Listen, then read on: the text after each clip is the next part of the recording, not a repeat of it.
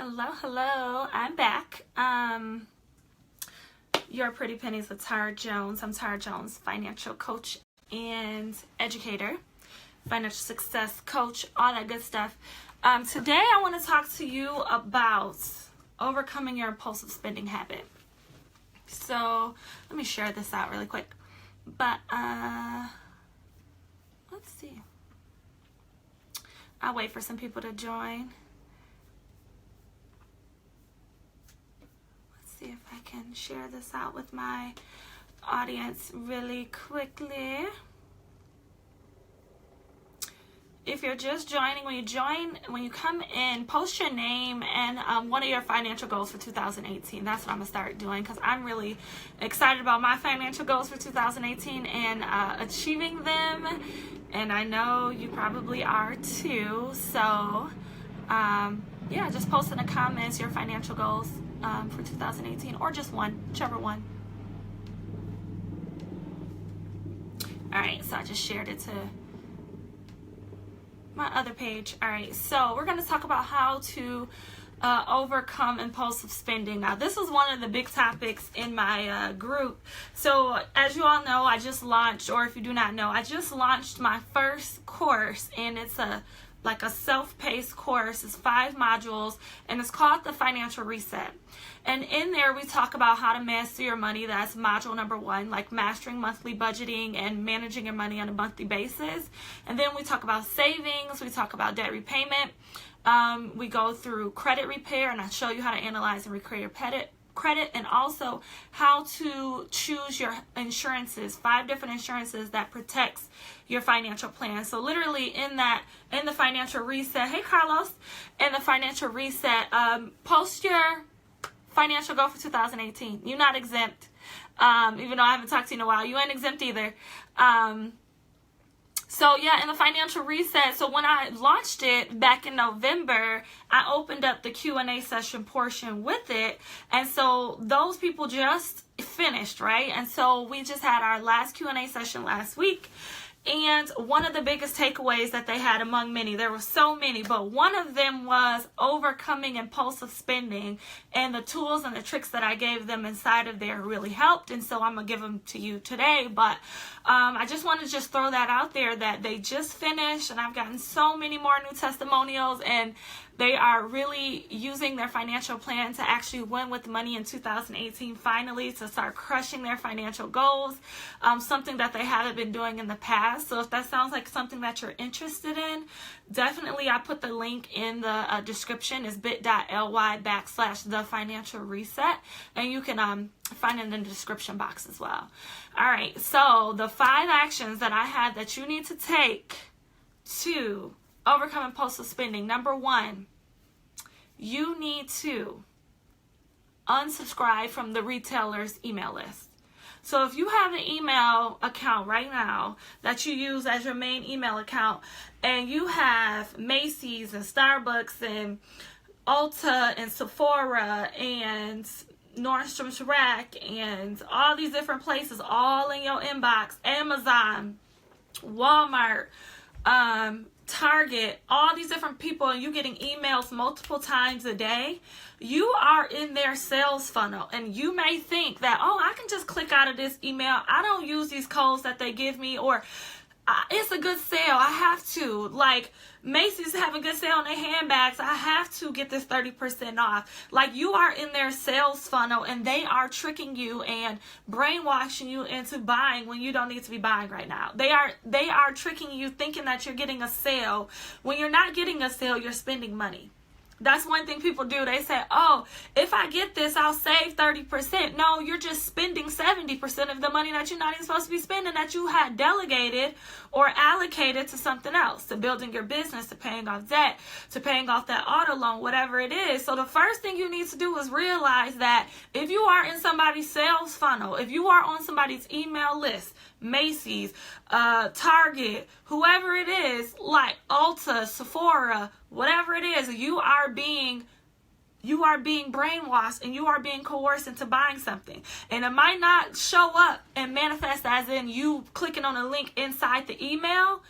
It might show up that, Oh, you driving down the street and all of a sudden you see Target and you feel this pull to go to Target. But that's because in your emails all week you've been getting emails multiple times a day. You bored. You seen Amazon emails in your email bucket all week. And then on Friday you bored. What's the first thing you do? Go look on Amazon and start searching for stuff.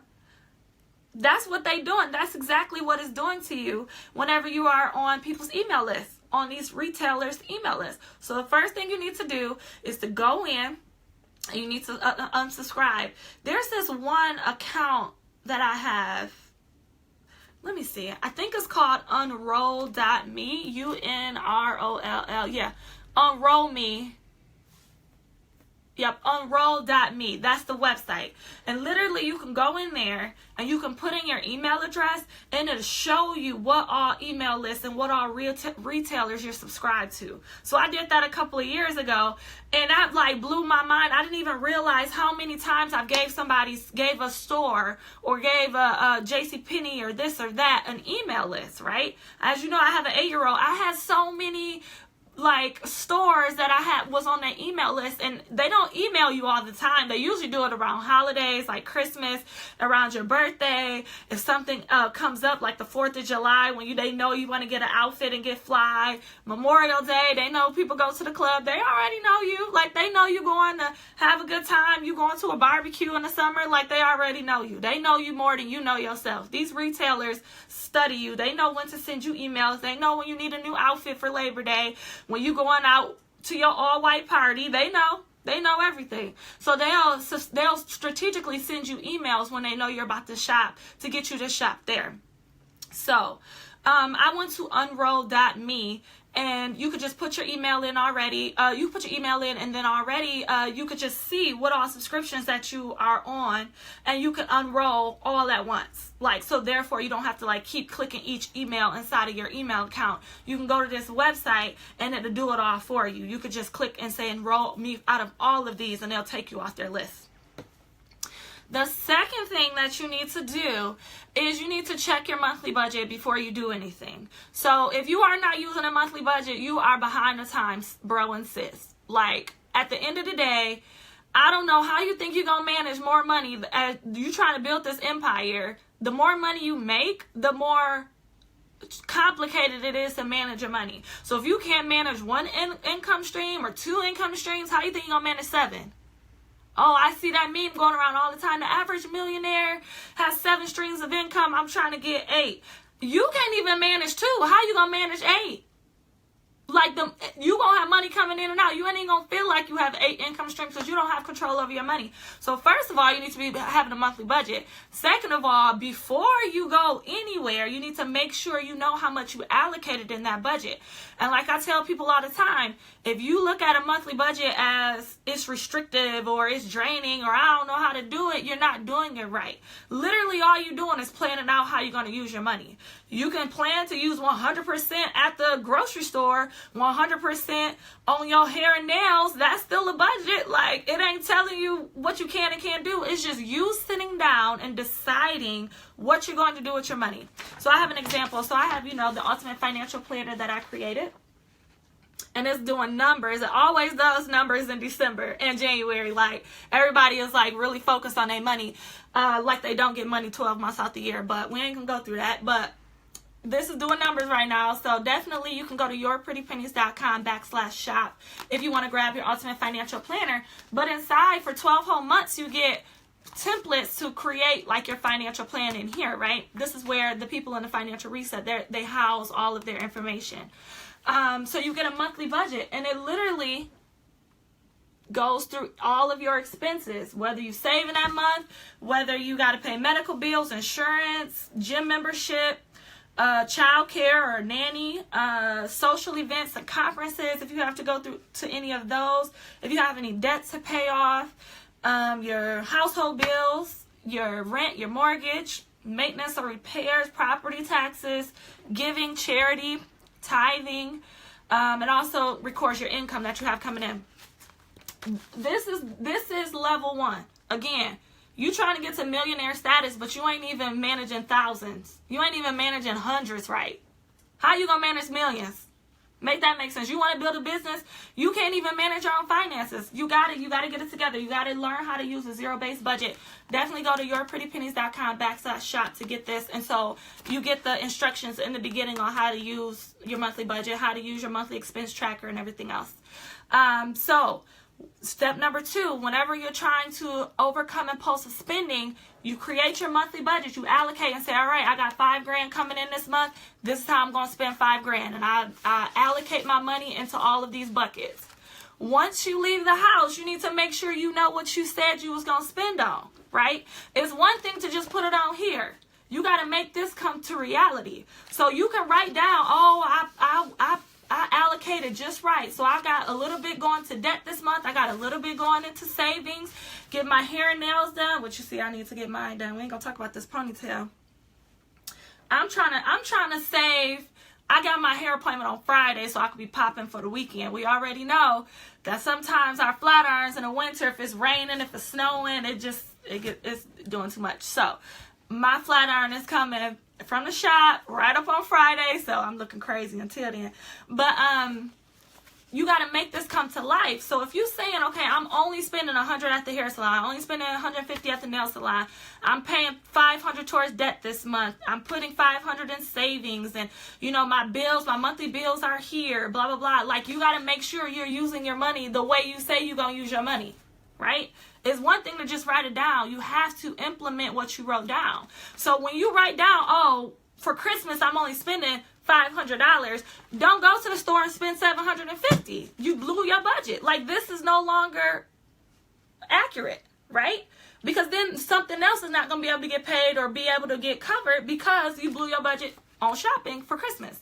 So, or at the nail salon, if you say you only gonna spend $150 at the nail salon for the month, but you get one pedicure every week instead of one pedicure every 2 weeks, something else ain't gonna get paid according to your budget. So before you go shopping, usually that's when people have their impulsive spending habit, is either at the grocery store on food or at the mall on clothes, or if you want online shopping, if you're bored. I'm gonna need you to find a hobby so you stop online shopping. Get you a life. Go build a business. Go research your business plan. Whenever you feel like you want to go shopping and you don't need nothing, go build your business plan. That should be your swap out. Go earn another income stream. Go research how to put more into investments. Like, whatever it is that you don't know, go research something. Stop shopping all the time. Number 3, pay with cash. So this is one thing that was huge for me and how I got over my impulsive spending habit. I stopped bringing my debit card and my credit card in the store, and I started just bringing cash. So again, at the beginning of each month, especially with the kid, I knew, like, if I had a couple of $100 to spend on tearing that much for clothes, I only brought $200 with me. If I only had $200 to spend, I only brought $200 with me in cash. I didn't bring my credit card and my debit card to the store. I left it at home whenever I was going to the mall. And so, or even grocery store, because that's another place. Like, you will get there, especially if you're hungry, you will get there and start buying all types of stuff that you didn't have on your list. You come with a list, you shop with a list, and then you get to the store and you'll start grabbing all this other stuff. But if you feel like, well, I already got $3,000 in my account, so it don't matter if I go over $50, or if it don't matter, I still got the money, right? You see the money, so you know you got the money with you, so you don't care if you go over because you know you can cover it. But then in reality, at the end of the month, you like, dang, I'm not hitting my savings goals like I wanted to, or I'm not hitting my debt repayment goals like I want to, because I'm over here spending extra and it's adding up. So what you do is you just withdraw it in cash and only bring cash to the store. Only bring cash to the grocery store. Only bring cash to the mall. Therefore, you won't even have it. You won't even have that extra money in your account to spend. That was the key for me. And I didn't spend online until I had my spending under control, because it is, when you shop with your debit card, all your money right there. All you could do, even if it ain't in your checking, you could do a quick transfer from savings to checking, and then easily you can just use all the money spend all the money that you already saved, that you have saved for something else. It's very easy to spend it on something else because it's accessible to you. It's right there. So you don't feel no hurt in that moment. You don't feel the hurt of you overspending in that moment, and so that's why you do it. Number 4, Give yourself the time to decide on large purchases. So that was one thing that I didn't even realize that I needed to do, that I didn't realize I had impulsive tendencies. And I'm going to tell you when it got real for me. And this was hilarious. It was terrible, but it was hilarious. So, when was this? Was it 3 years ago? 3 summers ago? Because it wasn't this past summer. It wasn't the summer before that. So, it must have been summer of 2014, maybe? I was so irritated. So, I live in an apartment, right? In a nice side of town, but this side of town is known for either really, really old homes, because it's an older part of town, but it's a really like prestigious part of town. It's expensive to live in this area, and it has like a great school system, public school system, right? So I wanted to stay on this side of town. And so back when I was like getting my finances under control back in 2013 and 14, I think I was finally almost debt free at that point, but I was really like doing it. I was crushing it. I had my little side hustle going. Like, I was doing good back in 2014. Still am, but at that point, it was really, like, shifting for me. And it was a year before I started my business. And I was living out with my mom. Like, if you know my story, I had to move back in with my mom just to, get back on track, because it was crazy after I had my daughter back in 2009. So I was deciding, ready to move out, and I knew which area I wanted to live in, but I knew I wasn't ready to buy a home. Like, I didn't want to buy a home yet, and so I was debt free until I started building my business. Then I was going to buy a home. So I'm like now in that point, like, again, if you follow me for any length of time, my financial goal for 2018 is to save for a down payment for a new home. So anyway, long story short, my apartment is like a house apartment where it's 2 homes in one. It's like a duplex. There we go. Duplex. But it's in an old building. So it's like an old home. Like a lot of these homes around here, they cost a lot, but they old, right? And so I was so irritated that I was paying how much I pay in rent, but my house is not updated. My apartment isn't updated, right? And so in reality, like, if anybody's been to my apartment is gorgeous. It's enough space for me and my daughter. Like, you could tell, like, the walls and, like, have character. Like, this is shiplap. And I just realized that this is, like, super popular to have, like, an old style home. Like, people like that old, whatever you call it, old home, Victorian style home. I didn't realize it. So now I know how to, I'm, like, about to decorate my walls in a certain type of way that I've been seeing on YouTube that I really like. This is like my back office, and I recently just got this painted. And so I still have to decorate. That's why I look so bare in the background, because I still have to decorate. But I was so in this funk, right, back in 2014, because I was here for a while at that point. Or no, 2015 this happened. Yeah, it was 2015. It had to be. So long story short, I'm like online, and then I'm in my apartment, I'm online, I'm like, I need to find somewhere to stay, because I just hate how old this is. I want like this aesthetic in my home, and I'm not ready to buy a home, so I'm just going to get this apartment. The first apartment that I see that I like is still in this neighborhood, I'm going to get it. Man, when I tell y'all, I had went, I'm kind of embarrassed to talk about this. So basically, I seen it. And I was like, I'm about to go and look at this apartment. And it was another apartment, a house apartment. And I went, and it was like half the size of my apartment now. But it was updated. Like, it wasn't an old place. Like, it was a newly remodeled home.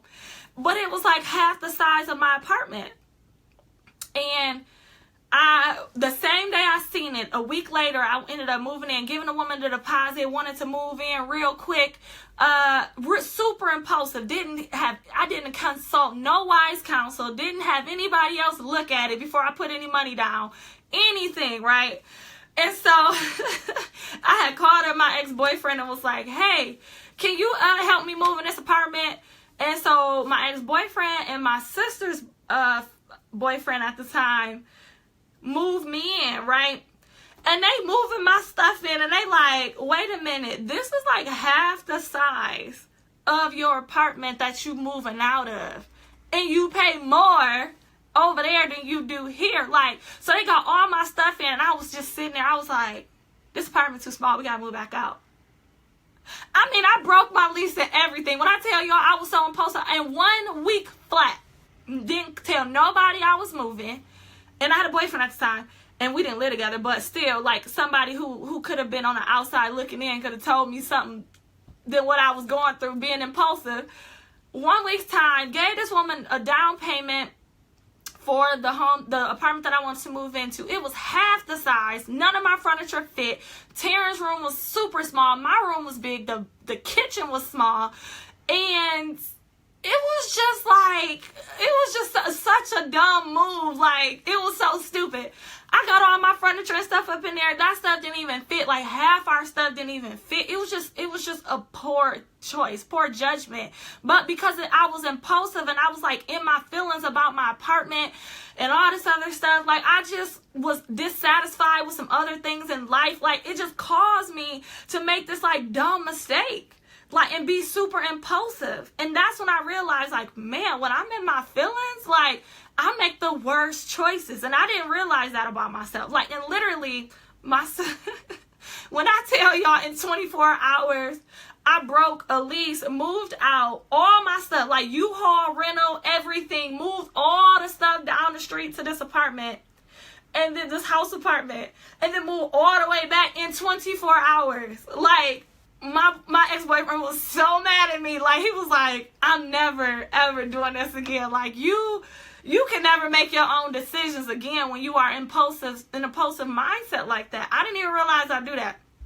I just say that to say, number 4 tip, take some time before you make large purchases. Or do you remember that story, Carlos? Like, terrible. Take time and think about stuff before you do it. Before you get a car. Oh, don't even get me started about bad choices and getting auto loans. I won't even get started. That's another topic for another day. But just take a moment and think of things through. Even when you're making large purchases, furniture purchases, if you move into a new city, if you're being impulsive about Christmas and Christmas shopping, take some time and just think about it. Buying a new car, trying to get an auto loan versus saving up and paying in cash. What's some other things people are really impulsive about? Spending their savings, right?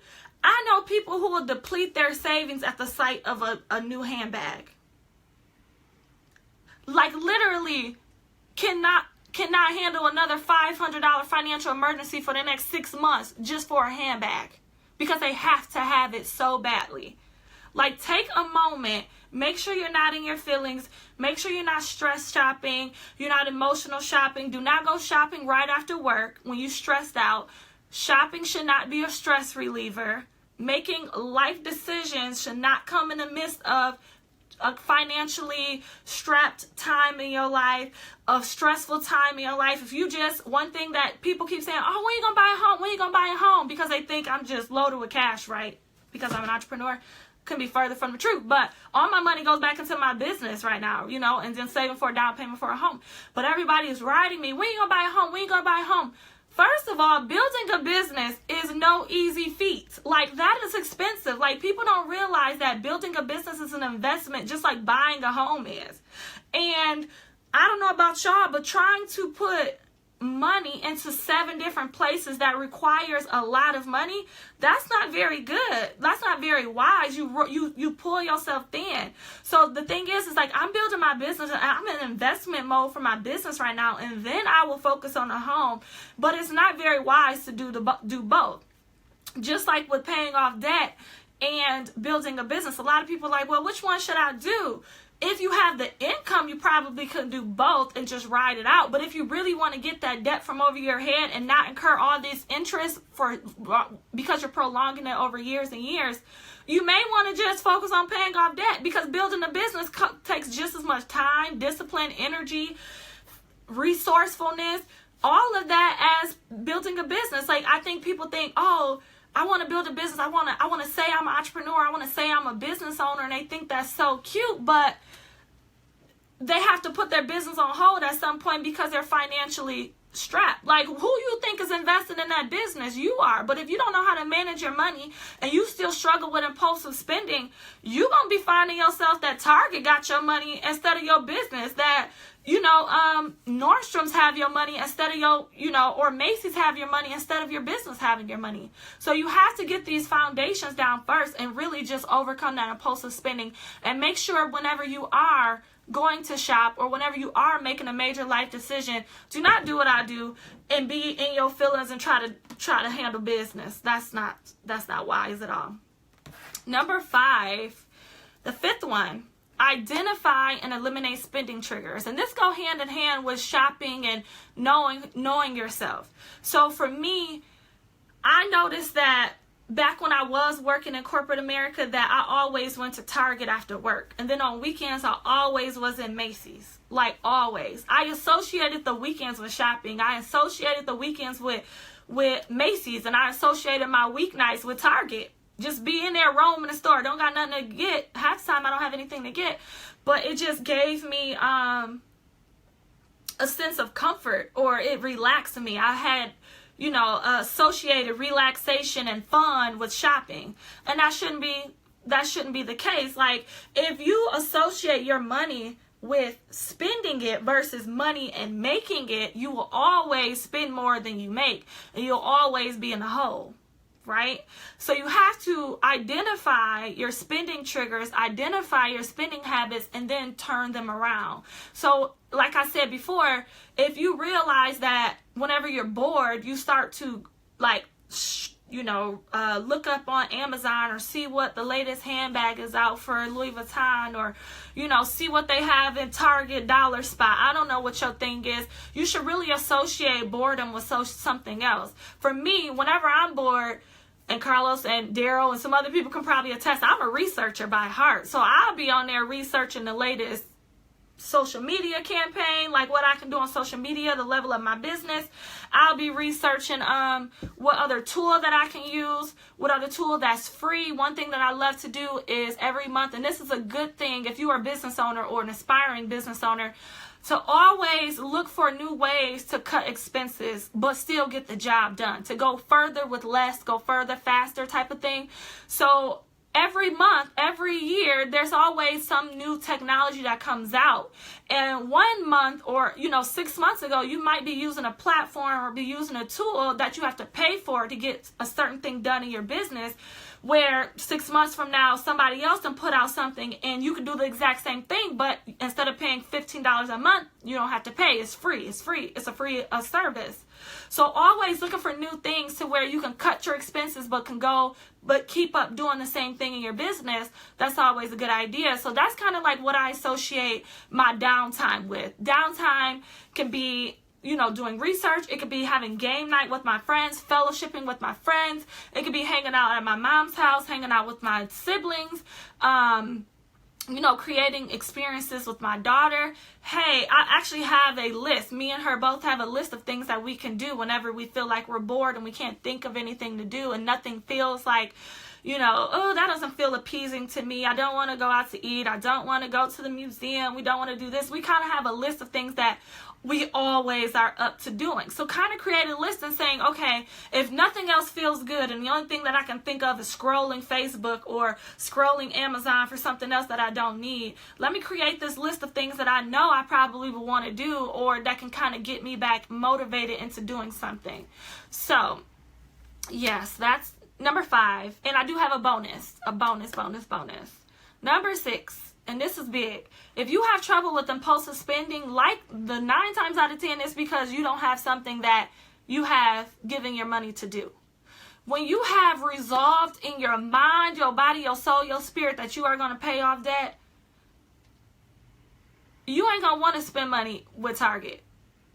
But you have to identify why you want to pay off debt. It's not just it's one thing to say, okay, in 2018, I want to be debt free. Why do you want to be debt free? Because I want to start saving for my daughter and teach her that she can be debt free too. I want to make sure that I can put money into a college fund to where when she's my age and she's going into college, she graduates with no student loans. I want to make sure that I can save for a down payment for our first home. Nobody has been an entrepreneur in my family, and I really desire to be an entrepreneur, so I need to save for seed money. But right now, all my money is going towards debt. So instead of, just wishing and getting all defeated, I'm just going to actively participate in me becoming debt free so I can unencumber or uninhibit or release my income, right? So that no longer I'm just bogged down loan, and every time I get money in, I got to pay Sally Mae. I got to pay the Department of Education. Instead of now, once I become debt free,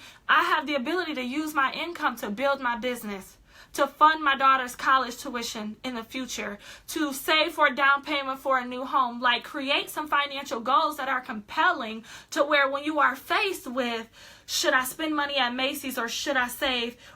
Should I spend money at Macy's or should I put money on my student loan? It's a no-brainer, because you know it's not just about putting money on your student loan. It's about putting money on your student loan so you can be debt free, so you can build a legacy for your family. It's about putting money on your student loan so you know you'll get to a point where you don't have to check price tags. You can buy whatever you want. You can live on whatever side of town you want. You can afford any apartment, any home, any high rise, any condo you want.